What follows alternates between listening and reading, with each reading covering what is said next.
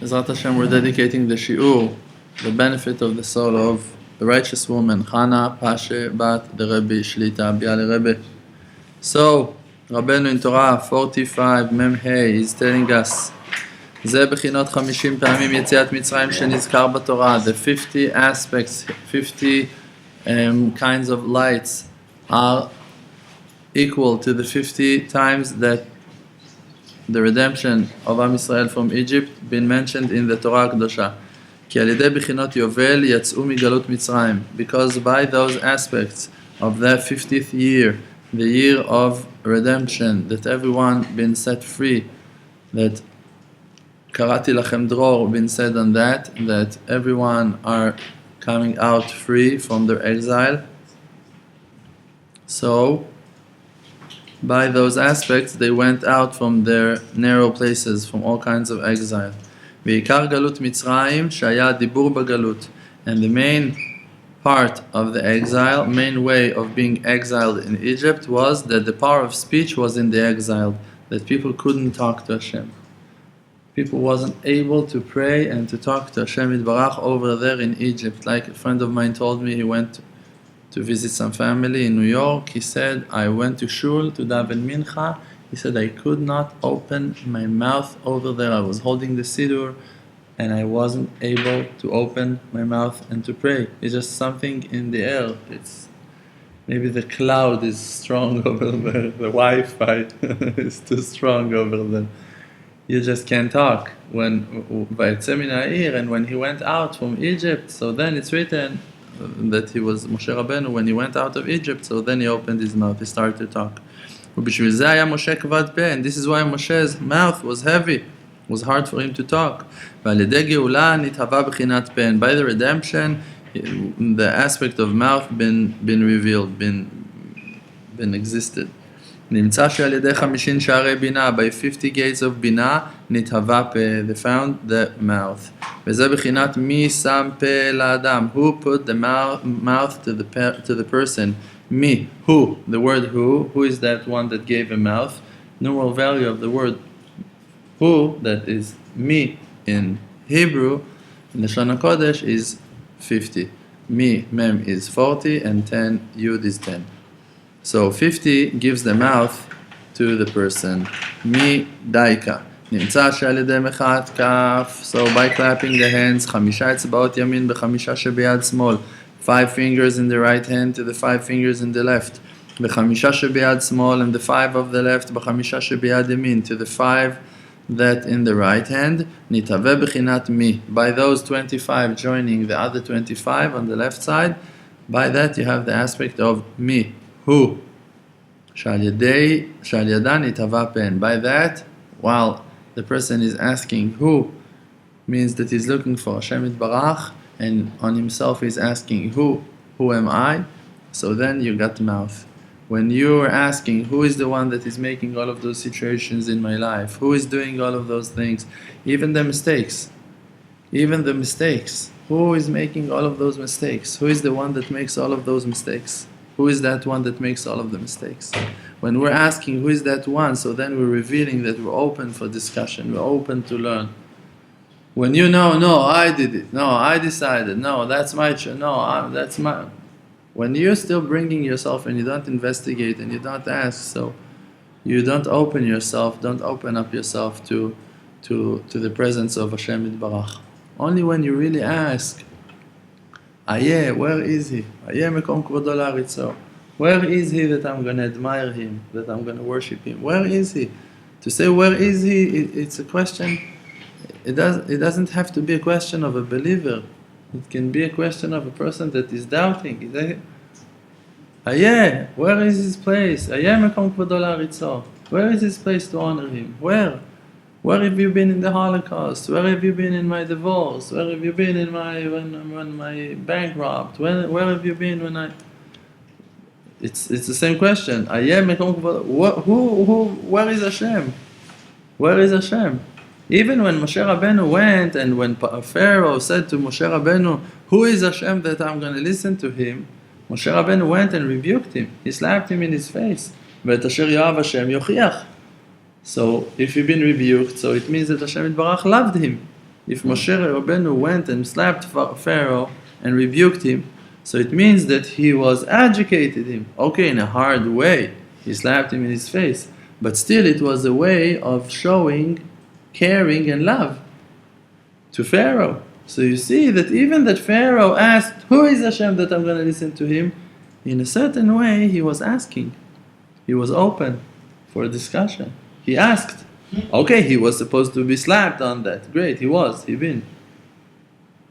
But Hashem Yitbarach rebuked him. That Asher Yahav Hashem Yochiach. And Hashem rebuked him because that he loved him.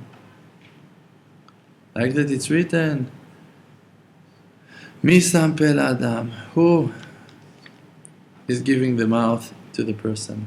והפה מקבל הדיבורים מכנפי הריאה. And the mouth receives the words from the wings of the lungs. כמו שכתוב, ובעל כנפיים יגיד דבר. The one that owns the wings, he is the one that's going to talk. Means the wings of the angels, like we learned in the beginning of that Torah. וכנפיים נתעוררים בהתעוררות ידי האדם. And the wings of the angels are being waken up when the hands of the person are waking up. When the faith is waking up, so then the angels are waking up. כמו שכתוב, like that it's written, וידי אדם מתחת כנפיהם. That the hands of the man are under the wings of the angels. Mean that you are moving the wings of the angels by moving your own hands. ויהי ידיו אמונה. Only when your hands are attached to faith.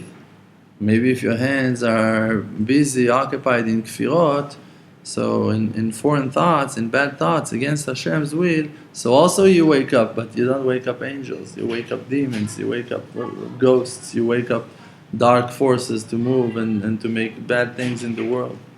But when you're awake and you decide to throw yourself to Hashem Yitbarach, so then you wake up the aspects of teshuva, you wake up the aspects of purity in the world, and then you don't know who you are, and you don't know what you're able to achieve, and you can never imagine what is your potential until you're going to try that. Until you're going to try, you can never. I think I quoted, who was it? Again, I'm quoting Bob Marley or someone, that he said, you can never know how strong you are until the time that to be strong is your only option. Then you can find your powers. Only in those moments you can understand how powerful you are. Only in the moment that you take decision that no matter what's going to happen over here, you're going to make it, you're going to succeed, you're going to cross that distance, you're going to make that happen no matter what, only then you can achieve your potential, because your potential is inner. And if you want to take the juice out of an orange, you need to squeeze it. If you want to find your own juice, your essence, someone needs to squeeze it out. So if you're able to do it in your Hitbodedut, to go and to judge yourself and to spit it all out, to puke in your Hitbodedut, to Rabbeinu puked blood, you need to give out everything you have. Nafshi yatzah bedabero. When you reveal your spirit, only when you talk. So when you talk, you're going to understand who you are. But before you go to the fields and you talk and you pray, Moshe Rabbeinu spent 60 years of his life in the desert of Sinai, screaming and talking, until the Gemara is saying that there was no point in heaven, in the sky, that he wasn't shooting arrows of prayers to that point. He covered all of the sky with his prayers. Thousands and hours, millions of hours. He never stopped. He was just talking and talking and talking and talking and talking. And we're saying that the power of speech was in the exile, and that the mouth of Moshe Rabbeinu was heavy. And with all of that, because when we heard that Moshe Rabbeinu is kvad pe ukvad lashon in the burning bush is after 60 years of Moshe Rabbeinu, it's only when he's 80. So after 60 years of prayers in the desert of Sinai, and his mouth is still in the exile. It's reminding me of the story on Rabbi Yitzchak Breiter. Rabbi Yitzchak Breiter was a righteous man. I told you a few stories about him. He was a righteous man, Chassid Breslev in the time of the Holocaust. He'd been murdered in Treblinka. Terebalinka. and over there so before of the Holocaust, one of the days there was a friend of him, Chassid Breslev, that spent a few days over there in Poland with him, and he wanted to tell him goodbye before he leaves. So he asked, where is Rabbi Yitzchak? So he told him he's in his room in the yeshiva over there. He had his own office, his own room. And okay, so he went. He saw the door was locked. So he asked, what is he doing? What's going on? They told him he's doing his Hitbodedut. Probably, if the door is locked, so he's mitboded. He's talking to Hashem. He said, okay, I'm going to wait.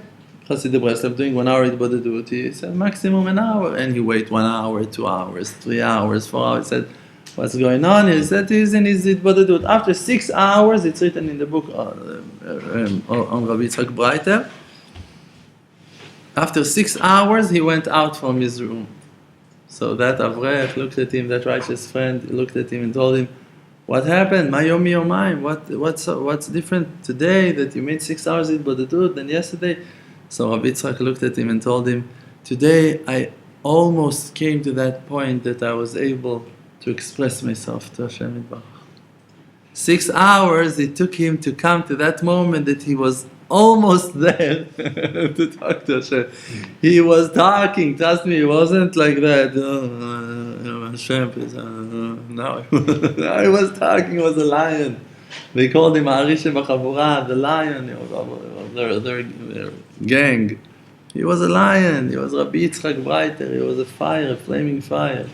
He was going and giving classes in other shuls. He started his own shul and he was teaching Likutei Moharan in his own shul. And he saw that Baruch Hashem, I got that gift from him. Hashem helped me, Baruch Hashem, with my tears to buy a few things in this messed up world.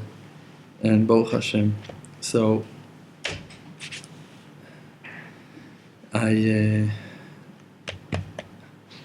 I'm going through a lot. One day I'm going to tell you what I'm going through.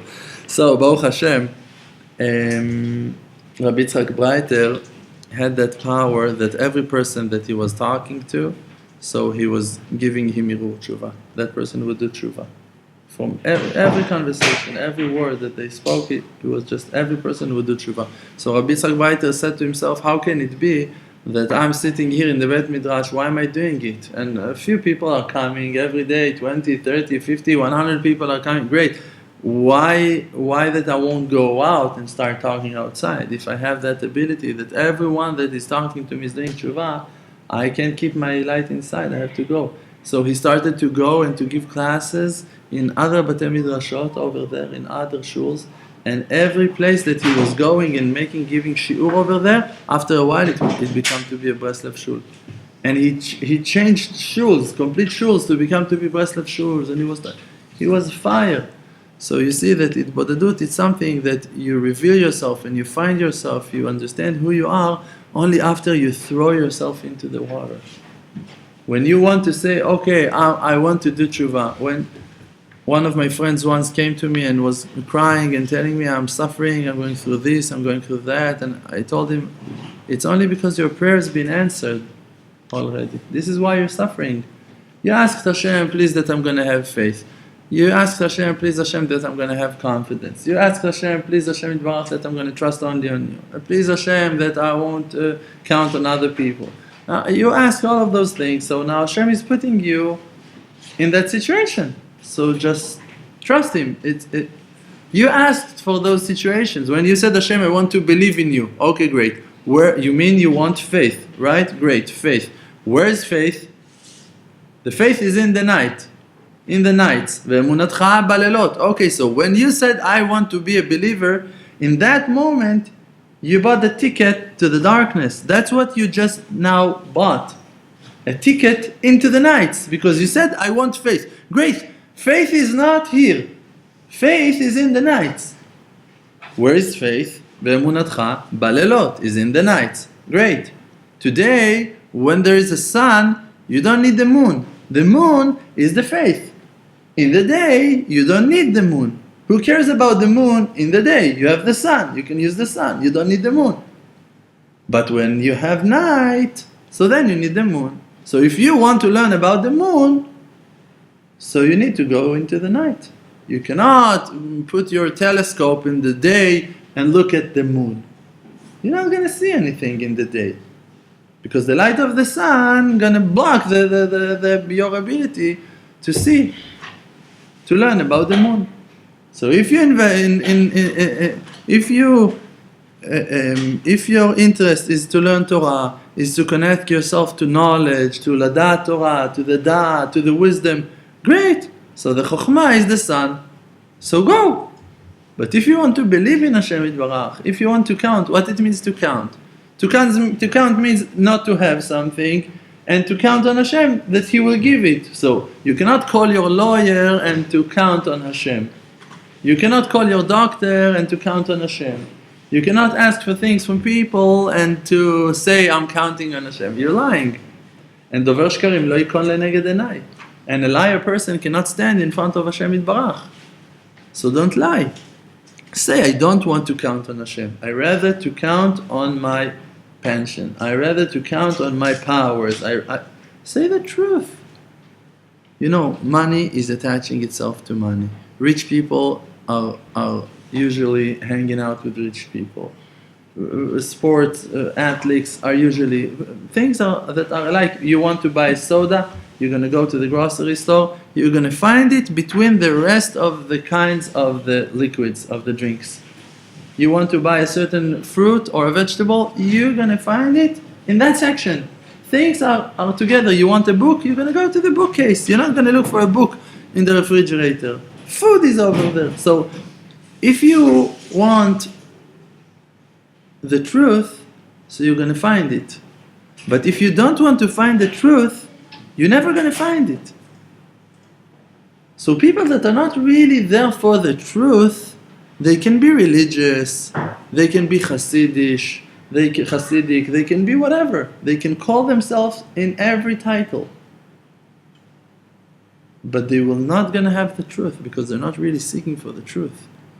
The ones that are going to find the truth will be only the ones that really wanted the truth. The truth is a very heavy thing. Is a very heavy thing. The truth is a word that contains all of the letters inside of it. You have Aleph, Mem, and Taf. You have the beginning, the middle, and the end. Truth is everything. Truth is reality. Truth is deal with your lackings. Truth is deal with reality. Truth is accept life as it is. Truth is there was a Holocaust. Yes, it happened. With all of the questions and with all of the deep answers. That's the truth. So you rather snowboard, you rather bungee jumping, great. So say, too heavy for me. It's okay. No one is expecting you and no one is forcing you to be a truth seeker. No one is forcing you. Just opening that opportunity for you. People that are able to learn the wisdom of truth are only people that are pulling themselves to the truth, that are real truth seekers. People that are not able to deal with the truth will not gonna hold on in the search for truth. They will fall after 1 year, after 2 years, after 5 years, after 10 years, after 15 years, after 70 years. It doesn't matter. There was a Kohen Gadol that fell in the last year of his life. 90 years of his life he was Meshamesh B'Kodesh, and then he started justifying himself and becomes to be Dookie.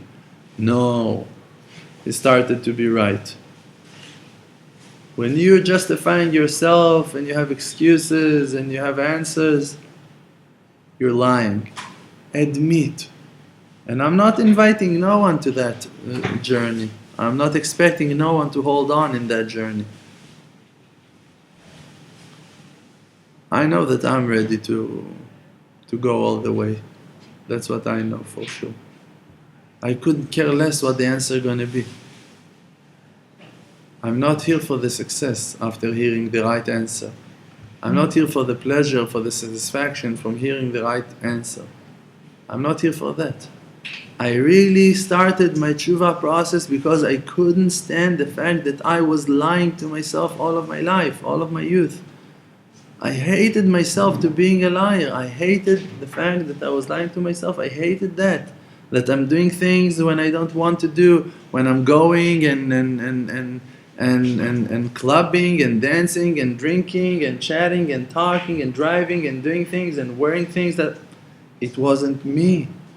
I didn't want to do all of those things, and I done them, and I was lying to myself, and I was lying to people, and I was a liar, and I couldn't stand that lie. So I decided to do teshuva. To do teshuva, when you do teshuva, when you start your teshuva process, you don't know where it's going to take you. If I would know in the beginning of the teshuva how hard my path of teshuva going to be, I'm not sure I would choose it. If I would know that I would find so much truth in my life, maybe I would jump for it. Maybe I would put more effort in the beginning. I don't know. But really, to think about it, in the beginning, I didn't know where it's going to take me to. And it's a good thing, I think. This is why every person can be happy. To be happy that you don't know it all yet. Be happy. If you would know it all, I'm not sure that we would be able to deal with all of the truth. The truth can be very heavy.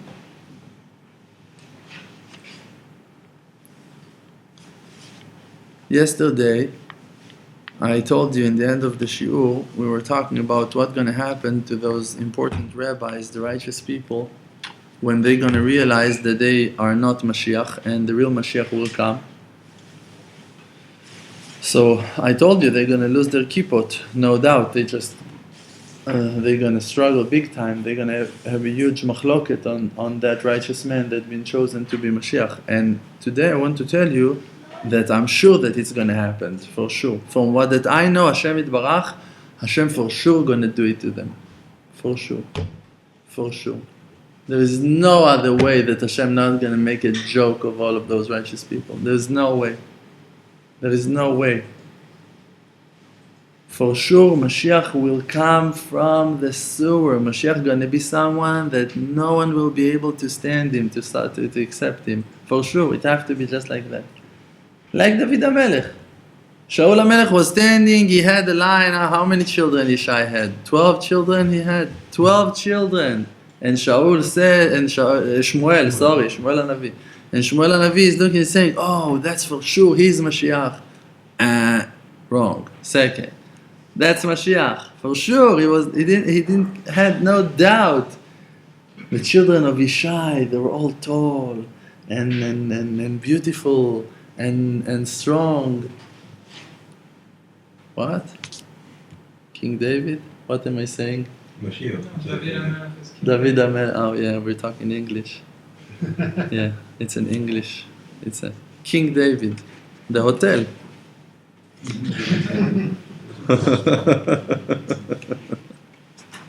King David, it's an hotel. You don't know, it's in Jerusalem. Only 5,000 shekels a night for... No, it's a good hotel, Baruch Hashem. It's worth it. It's worth every penny.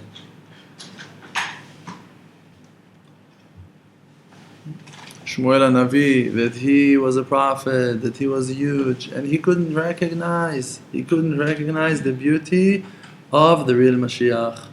He fell into the external beauty of the children of Yishai, that they were all strong and powerful and beautiful and handsome and wise and talented and gifted and everything they had. Except of one thing, they were not Mashiach. They were not the chosen one. And this is it, and it's going to be very hard. But like the Gemara is telling us, that when you have Pikuach Nefesh, so Pikuach Nefesh doche Shabbat. In Shabbat, even if Shabbat is so important, and you're not allowed to violate Shabbat, and you're not allowed to break Shabbat, you're not allowed to move. But if a person is drowning, so you don't have no excuses on why not to run and save him just now in the present and not to look back. And couldn't care less about the learning, couldn't care less about the halachot. About, what? You're going out from the Tchum Shabbat, it's Iruv, you're taking, what are you doing? No. You're lighting fire. What are you doing? To save a person's life, you don't care, you don't count Shabbat. That's the honor of Hashem Yitbarach, that He's showing to you that you are more important to me than Shabbat, that is the greatest thing of them all. Limud Torah, if you learn Torah, Torah is above everything. Great, you're right. But not when it comes to souls. If there is someone that is drowning and the Chassid will not going to go and save her because he's learning or because that she is not modest, so he is a Chassid Shoteh. He's a fool. He is wrong. Because the Torah chasa al mamonam shel bnei adam, al chaim. The Torah got mercy on life of people. The Torah is commanding you, revealing to you the will of Hashem Yitbarach. So I'm telling you, when we are now outside in the war zone, we are fighting for the souls. So we cannot put our honor and our time and our power into the Torah and into Shabbat and into rabbis and into rules and into systems. We need to look the most honorable rabbi in the world to tell him, I honor you, I appreciate you, I love you, I'm with you all the way. But now, there are students here that are drowning. There are souls of Bnei Israel now here that are drowning. And let's face it, you're not able to save them. If you would have the ability to save them, you would already, I'm sure, you would already jump in saving them. And you're not able to do that. So, mind your own business and keep on teaching Torah to Am Yisrael. And we're going to go for the souls. We're going to jump into the stormy weather, into the depths of the sea, into the flaming fire, because we're the special forces and we have our job.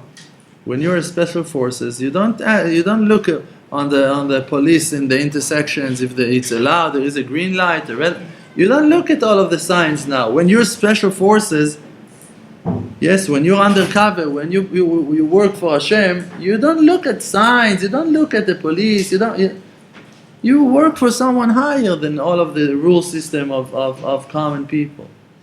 And it doesn't make you more important, just that's your job. And your job now is to save that person's life, no matter what. And we took it on ourselves. I, at least, for sure, took it on myself. I'm ready to go down for every person to the lowest place in hell. I am. That's what I'm doing. That's my thing. So, I'm just going to keep on doing that. And people that will have the will and the power really to join us and to connect to us and to help us with that. So they will have a part in that. And people that are not able to do that, they have a different job. So they're going to go and do their job, and it's okay. Not everyone's supposed to be the same. Not everyone's supposed to be in the same page. You have a lot of pages, you have 24 books of Torah, you have a lot of verses to learn. You can connect yourself to Hashem Yitbarach through a lot of ways. I'm connecting myself to Hashem Yitbarach from my inner point of avodah, of my soul. That's what I'm doing. Before I even heard about Rav Shalom and all of his distribution, before of that, I had a very nice salary. I was working as a lifeguard in a swimming pool in Jerusalem. I was making 14,000 shekels every month. I would take more than my Meiser money and I would buy Breslev books with it. Before of knowing anything about distribution, just I was asking myself what I'm going to do with my money, what I'm going to do with my Meiser money. And I would take more than my Meiser every month and I would go and buy books of Breslev, Sichot Aran, Shtaput HaNefesh, Sipurei Ma'asiyot, all of the small books of Rabbeinu. I took them, I would buy hundreds of them and go and just hand them out to people. I even put one in Noach Weinberg's bookcase. He wasn't there. I allowed myself to put it over there. No one knew. I was undercover. Thank you very much.